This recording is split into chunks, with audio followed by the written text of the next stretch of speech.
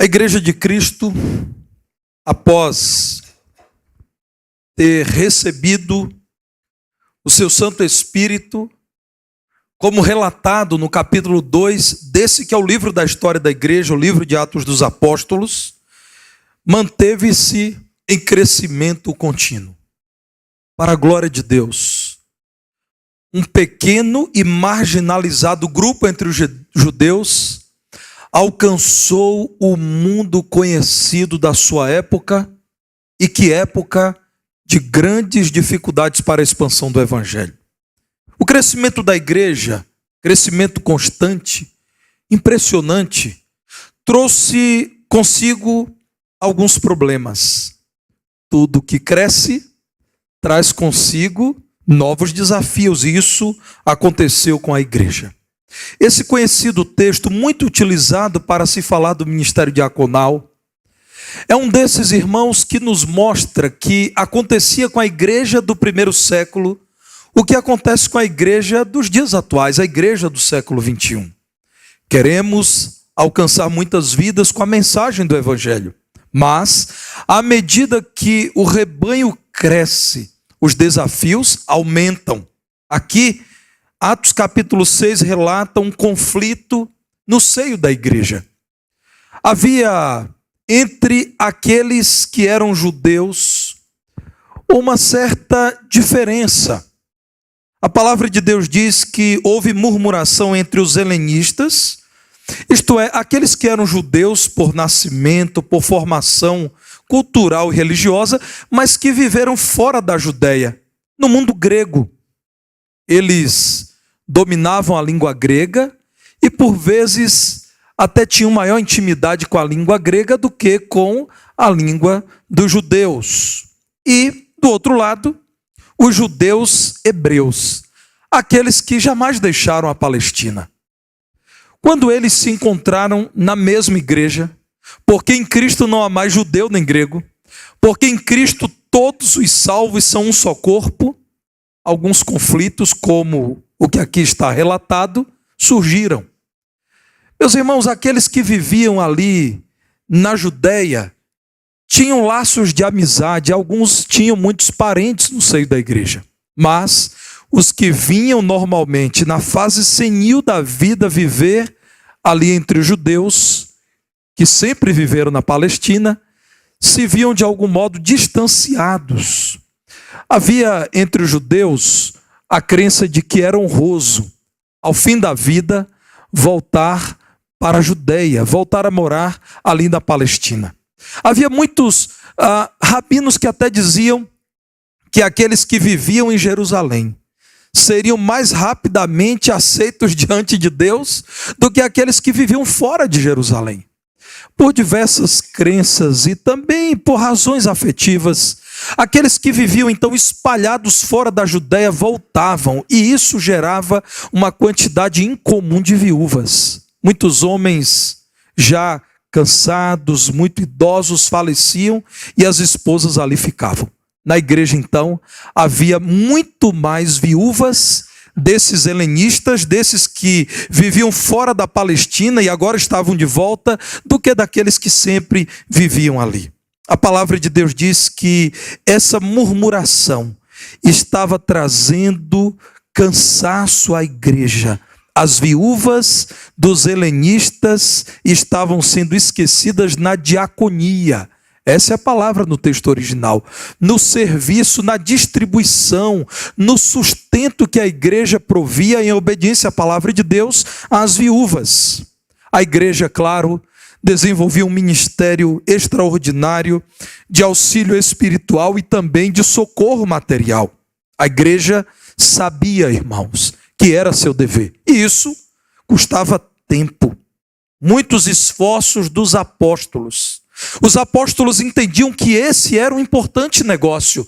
A igreja deveria identificar e auxiliar as viúvas. Diante então da murmuração, diz o verso 2, que os apóstolos convocaram a comunidade dos discípulos, reuniram a igreja e disseram: não é razoável, irmãos, que nós deixemos de pregar a palavra e deixemos o ministério da oração para servir às mesas. Então escolham, verso 3, dentre vocês, crentes que o Senhor já tem colocado na igreja, gente que o Senhor preparou para este momento de necessidade, para que eles sejam encarregados deste serviço.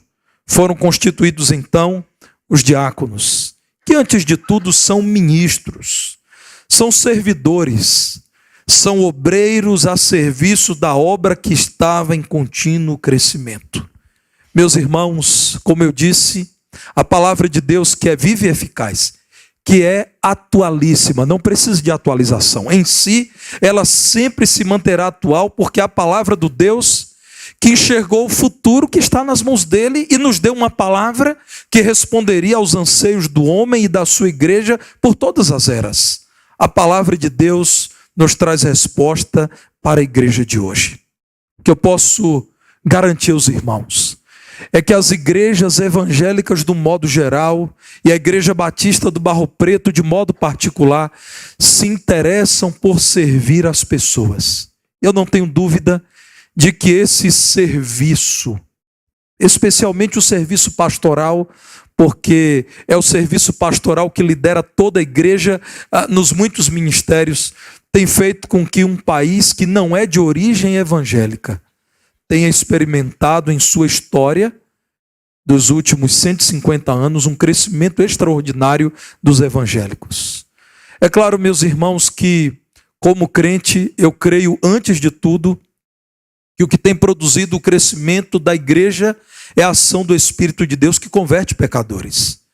Mas, meus irmãos, do modo prático, Deus tem usado pessoas para servirem pessoas. O nosso serviço tem impactado vidas que se perguntam: o que eu tenho que pagar? E nós dizemos nada, Cristo já pagou. Pessoas que se perguntam: por que vocês estão cuidando de mim? O que vocês querem em troca? E sempre que alguém me pergunta isso, eu digo: eu não quero nada menos do que a sua vida para Cristo. Meus irmãos, este serviço tem sido uma oportunidade que Deus nos dá para cuidar do povo que a Ele pertence. Mas, meus irmãos, esta igreja, por exemplo, com os seus muitos membros, centenas e centenas de membros, tem um desejo tão grande de servir, que por vezes, olhando à sua volta, percebe que é necessário impormos as mãos sobre novos obreiros. Os membros continuam trabalhando e sempre trabalharão. Mas, irmãos, nós precisamos, como diz a palavra de Deus, de gente que seja cheia de fé e do Espírito Santo para liderar o povo no serviço a todos aqueles que chegam à nossa volta. Sinceramente, eu gostaria de visitar cada família dessa igreja a cada 6 meses. É utopia, e as utopias são importantes, né? Quem não tem sonhos? Mas, pastor Arlécio, as nossas possibilidades são muito menores que os nossos sonhos. Como nós desejamos, irmãos, visitar cada enfermo, cada irmão idoso, cada família que experimenta dificuldade. E certamente, pastor Arlécio, essa é uma fonte de crise para os pastores. Gostaríamos de fazer mais do que fazemos. Gostaríamos de alcançar mais pessoas do que podemos. E por isso, irmãos, é necessário que sejam escolhidos outros obreiros. Mas também penso, irmãos, que essa é a forma bíblica de responder ao nosso anseio.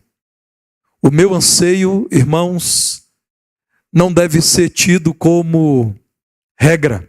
Na verdade, eu devo olhar para a palavra de Deus como regra. E a palavra de Deus diz: a obra do Senhor deve ser realizada por muitas mãos estendidas, por muitos braços que são colocados à disposição do reino de Deus. Meus irmãos, enquanto a igreja de Jerusalém crescia, os problemas surgiam, e no poder do Espírito a igreja era conduzida para resolver esses problemas. Não é exagero dizer que uma assembleia aconteceu aqui, porque naqueles dias, irmãos, os judeus tinham grande influência de Roma, que já mantinha as assembleias em que votações eram feitas, escolhas eram também chanceladas pelos cidadãos. E a igreja aqui então se reúne, ouve a questão, os apóstolos da parte de Deus trazem uma proposta e diz a palavra de Deus no verso 5 que o parecer agradou a toda a comunidade. Quinta-feira passada, esta igreja, tendo sido convocada para se reunir em assembleia, esteve aqui e ouviu alguns pareceres. Ouviu o parecer do Conselho Fiscal, que agradou a todos, Renato. Ouviu o parecer do pastor titular acerca daqueles que desejam ser batizados, e o parecer agradou a todos. Meus irmãos, a igreja se reuniu, diz a palavra de Deus, que depois de terem avaliado a proposta feita pelos pastores, pelos apóstolos, a igreja então resolveu eleger, verso 5, elegeram estes homens crentes, cheios de fé e do Espírito Santo, para continuarem servindo. Oraram impondo as mãos, e então esses servos, esses ministros, passaram a auxiliar os apóstolos na condução da igreja de Jesus Cristo. E como esta igreja deu certo, ela é modelo para nós. Todos nós, irmãos, somos chamados a olhar para uma igreja que entendeu que existem diferentes ministérios, mas todos os crentes são ministros. Não existia, irmãos, na igreja de Cristo, uma diferenciação como normalmente nós, os homens, queremos estabelecer. Leigos e clérigos. Não, todos eram ministros. Alguns eram ministros que lideravam. Outros eram ministros que cooperavam com esses líderes. Mas todos eram ministros. Todos nós somos ministros. A obra de Deus é um desafio contínuo para todos os crentes. É um grave erro pensar que o crescimento da igreja e a saúde da igreja é um assunto para pastores ordenados. É um grave erro, irmãos, porque os pastores ordenados, eles surgem do seio da igreja. Pastores não são produzidos em seminários. Os seminários teológicos, conhecidos como casas de profetas, recebem aqueles que são recomendados pelas igrejas locais. São igrejas como esta, a Igreja Batista do Barro Preto, que veem um crente convertido, dá sinais de que fora chamado pelo Senhor para o ministério. E então dizem as casas teológicas, este obreiro, por exemplo, vocacionado para o ministério pastoral, está à disposição dos irmãos para aprender um pouco mais sobre aquilo que a igreja, nesse momento, não poderá ensinar. A igreja ensinou o fundamental, o temor a Cristo, o amor à obra do Senhor, o valor da vocação. Então, irmãos, seminários não produzem pastores. É do seio da igreja, da multidão dos que creem, que Deus levanta os seus pastores, por exemplo, e eu estou falando só de um modelo de ministério, e os seminários apresentam ferramentas que potencializam estes obreiros no exercício da sua vocação. A obra de Deus é um desafio para todos nós. Meu irmão, resista a essa ideia de acreditar que, surgindo um problema na IBBP, você precisa ir para casa descansado, crendo que no dia seguinte o pastor Tarcísio resolverá. Entenda que todas as vezes em que Deus apresenta a você um problema desta igreja, Ele te dá a oportunidade de orar pela igreja e de perguntar ao Senhor: o que eu posso fazer pela igreja? Qual é a minha parte nesse negócio, Senhor? Meus irmãos, uma igreja que entende que o seu crescimento e a sua saúde são assuntos apenas dos pastores ordenados, é uma igreja que irá definhar, porque pastores lideram, mas eles não fazem todas as coisas, eles lideram. Vejam quando a palavra de Deus diz que havia uma questão seríssima, e então os 12 apresentaram essa questão séria à comunidade dos discípulos. Os 12, verso 2, convocaram a comunidade dos discípulos e disseram: irmãos, nós temos um problema, o problema é nosso. Esse texto, irmãos, me encanta por isso. Porque eu e você, de algum modo, resistimos a isso. Nós queremos facilitar as coisas e acabamos nos afastando do ensino bíblico. E como é que queremos facilitar as coisas? Reúne os pastores da igreja e eles irão resolver. A palavra de Deus diz não. Os apóstolos, homens que viram Cristo, que andaram com Cristo, homens que foram designados por Cristo para darem continuidade à obra dele, à obra do Salvador. Esses homens chamam a igreja com toda a coragem e dizem: irmãos, existe um problema. Aliás, irmãos, não é nenhum problema admitir que há problemas na igreja. O problema maior é negar que os problemas existem.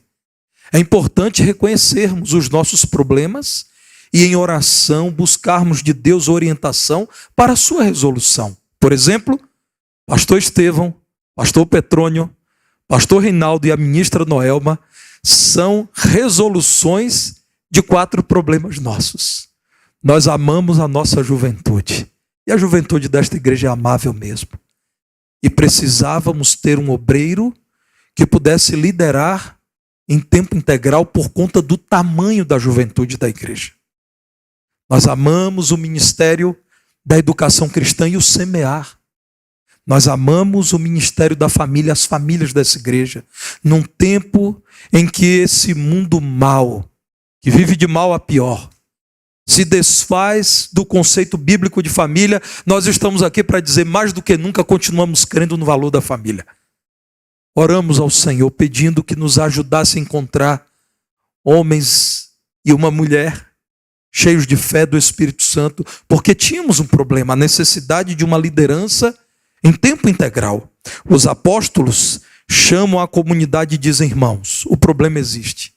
Mas vejam bem, se nós tivermos que agora organizar essa questão, cadastrar as viúvas que não têm sido lembradas, procurar saber onde estão, buscar aquelas que desanimadas deixaram a igreja, nós prejudicaremos toda a igreja, nós deixaremos de estudar a palavra e deixaremos de orar. Ah, meus irmãos, que Deus dê poder aos seus pastores, aos pastores do rebanho dele, para dizerem: irmãos, tudo que os irmãos estão apresentando é importante. É negócio importante. Nós só não poderemos fazer essas coisas porque nós precisamos cuidar daquilo que é indispensável, a palavra e a oração. É um grande desafio, irmãos. Porque pastores são pessoas de carne, osso e sangue, têm coração. E quando vemos uma urgência, nós desejamos correr e realizar. Lembro-me, pastor Arlécio, de um professor no seminário, professor de psicologia pastoral. Ele lançava alguns problemas e esperava os alunos colocarem a resolução dos problemas. Então um colega nosso confessou que depois de 5 semanas, apelando para alguém trocar a lâmpada que ficava em frente ao templo, iluminando o nome da igreja, ele mesmo, que estava sempre aos finais de semana, pôs uma escada, subiu e trocou a lâmpada. O professor então condenou. Disse: a sua igreja nunca amadurecerá. E a resposta dele foi: pastor Valdir, eu não suportava mais olhar para aquela lâmpada apagada. Eu sentia que a igreja estava se apagando. Eu subi e troquei a lâmpada. Nós somos assim, irmãos. Nós queremos trocar a lâmpada apagada. Nós queremos correr para resolver mais uma questão. Mas a palavra de Deus diz que há certos obreiros que precisam liderar a igreja com visão vinda do Senhor. E isso só se alcança com leitura perseverante da palavra de Deus e com joelhos dobrados em oração diante do Senhor. É preciso dizer: Senhor, dá-nos outros que nos ajudem na realização da tua grande obra. E isso é desafio de todos os crentes. Como é especial ver os grupos de visitação de membros da igreja saindo daqui à tarde para visitar as pessoas. Como é bom, irmãos, ir ao Recanto Vida, ao lar de idosos desta igreja, e lá encontrar membros que saem de Belo Horizonte e vão lá fazer o trabalho. Como é agradável, irmãos, saber que nas frentes missionárias vocês estão sempre presentes, servindo com a música, com a pregação, na manutenção, na evangelização. A obra de Deus é desafio para todos nós. A igreja é um organismo vivo, portanto está em desenvolvimento constante. Como é bom ter desafios.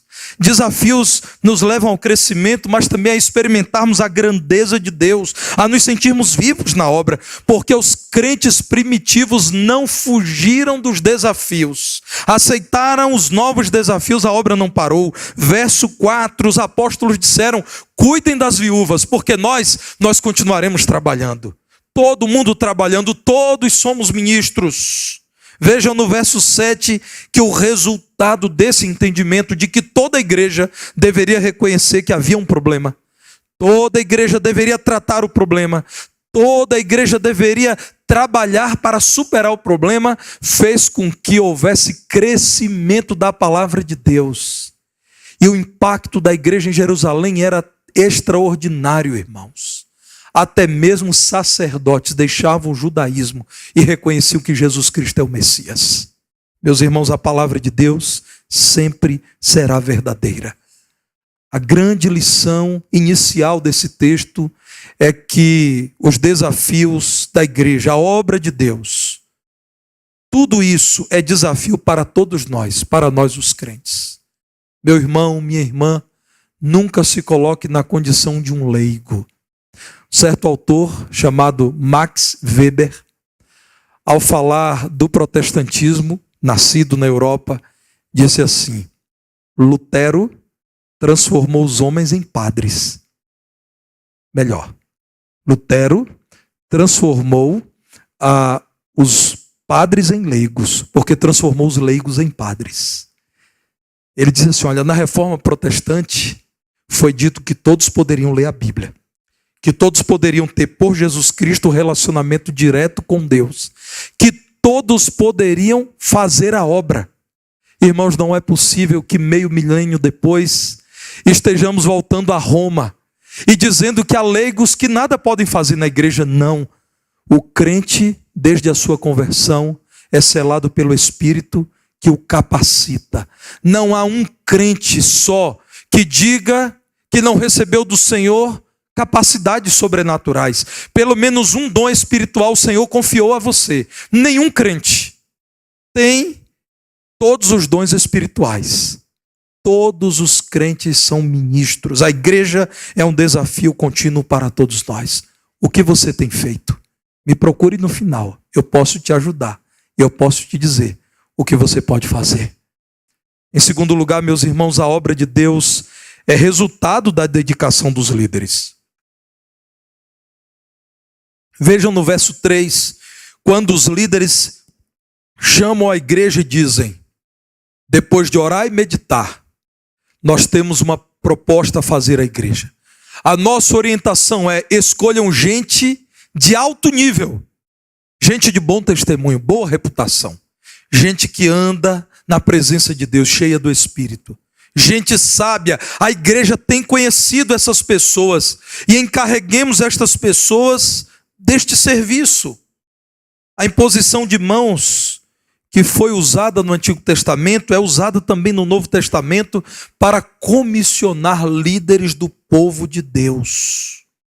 Verso 6, apresentaram estes novos líderes perante os apóstolos orando, impuseram as mãos. Vejamos no Antigo Testamento o exemplo de Moisés, livro de Números, capítulo 27, versos 22 e 23. Números 27, verso 22, na transição para Josué. Fez Moisés como lhe ordenara o Senhor, porque tomou a Josué e apresentou perante Eleazar o sacerdote e perante toda a congregação. Ele impôs as mãos e lhe deu as suas ordens como o Senhor falara por intermédio de Moisés.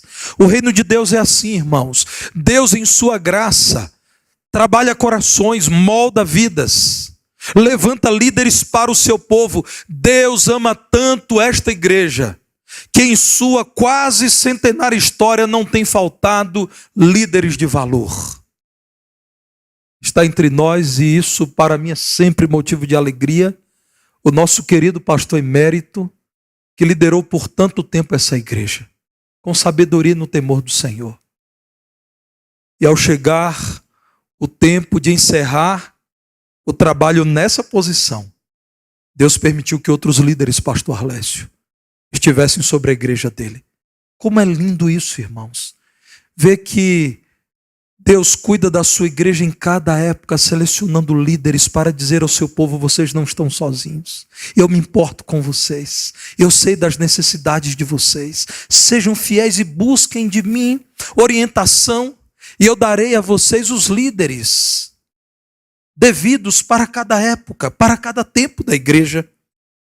Em Atos capítulo 13, nos versos 2 e 3, encontramos então a repetição daquilo que está no Antigo Testamento. Atos 13, versos 2 e 3, ao se falar de Barnabé e Saulo, estava por acontecer a primeira viagem missionária. A palavra de Deus diz que, servindo eles ao Senhor e jejuando, disse o Espírito Santo: separai-me agora Barnabé e Saulo para a obra a que os tenho chamado.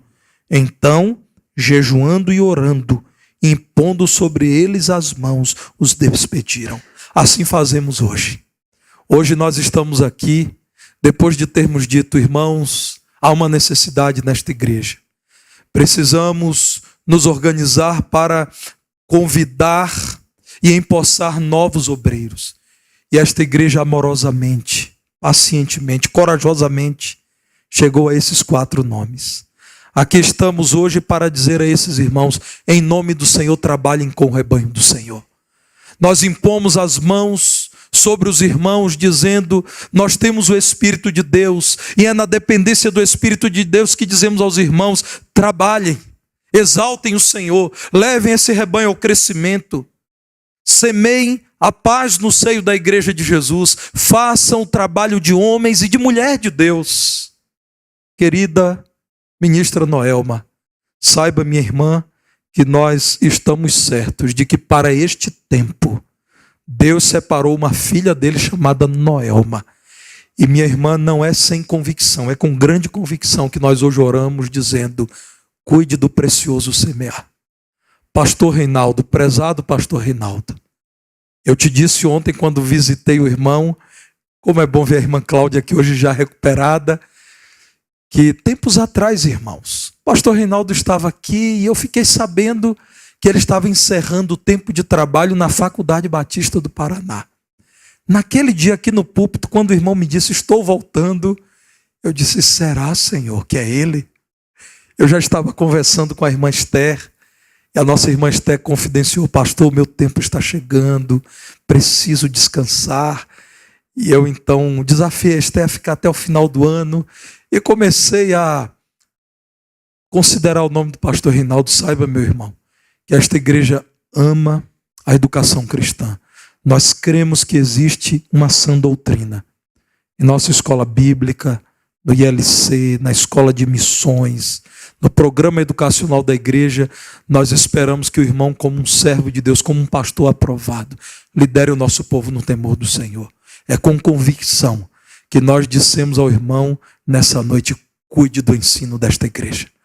Pastor Estevão, é com certeza de que Deus nos trouxe um obreiro sereno e trabalhador, acompanhado de uma esposa igualmente empolgada com o reino de Deus. Aliás, eu sigo a Larissa nas redes sociais e aprendo muito.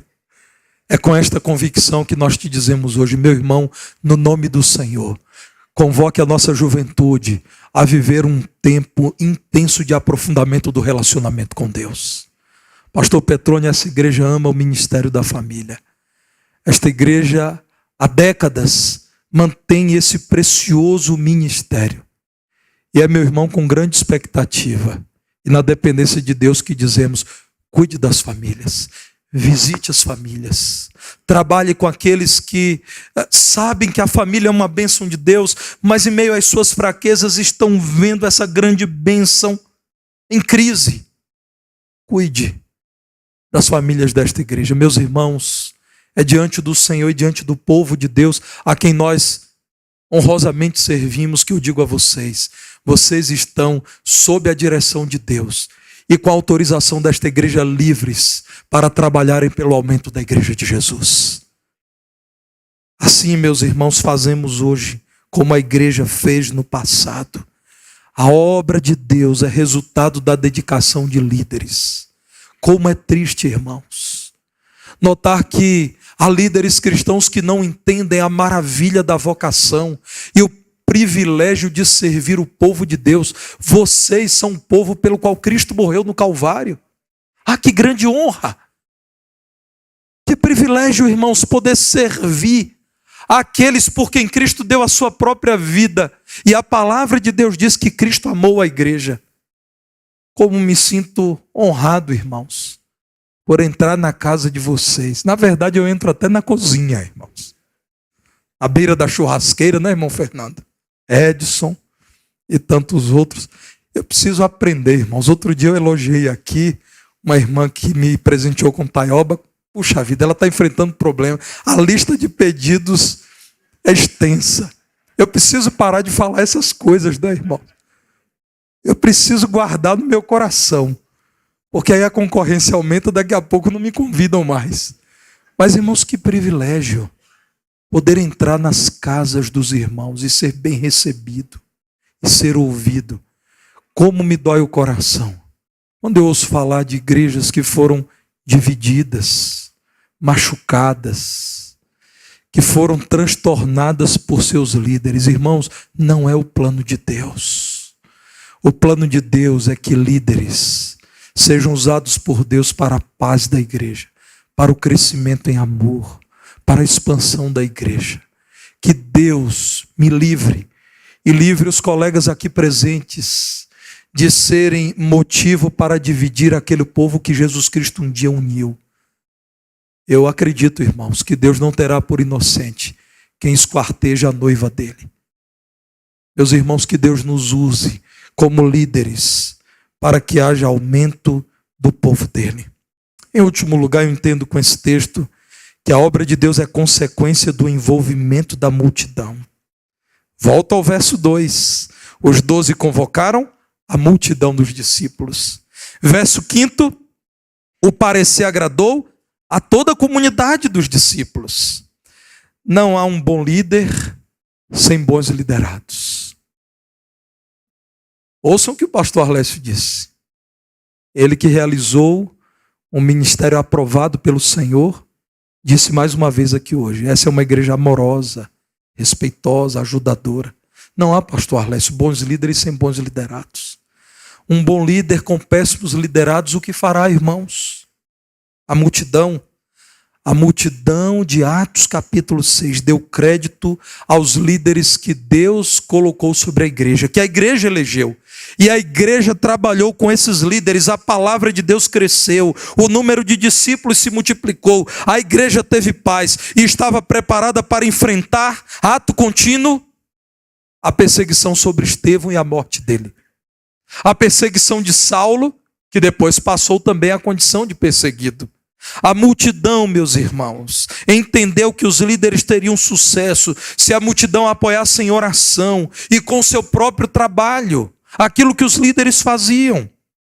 Então, irmãos, participem ativamente do trabalho dos nossos novos obreiros. Se coloquem à disposição. Procurem esses irmãos ainda hoje e digam, pastor Petrônio, eu posso ajudar no ministério da família. Você adolescente, você jovem que está um tanto distanciado e Deus tem te mostrado hoje que a igreja é um problema para você também resolver. O Senhor tem mostrado a você que Ele espera de você cuidado com essa igreja. Procure o pastor Estevão e diga, eu estou aqui à disposição. Você que pode somar no ministério da educação, diga ao pastor Reinaldo, eis-me aqui. Você que ama crianças, você que se espanta com aquilo que tem feito este mundo com as nossas crianças, fale hoje com a irmã Noelma. Diga à nossa ministra do Semear que você não irá se omitir, que você quer se influenciar. O destino eterno das muitas crianças que chegam a nós. Centenas de crianças, irmãos. Participem, meus irmãos, do trabalho desses obreiros. O saudoso D.L. Moody disse que é melhor colocar 10 homens para trabalhar do que tentar fazer o trabalho de 10 homens. Eu creio nisso. Eu não sou capaz de trabalhar por 10. Quando fazemos isso, irmãos, nós deixamos de ter o dia semanal de descanso. Isso independe do que eu penso. A palavra de Deus diz que no 7º dia o Senhor descansou. Ele que não precisa descansar, ele descansou. Um dia em 7 é preciso descansar.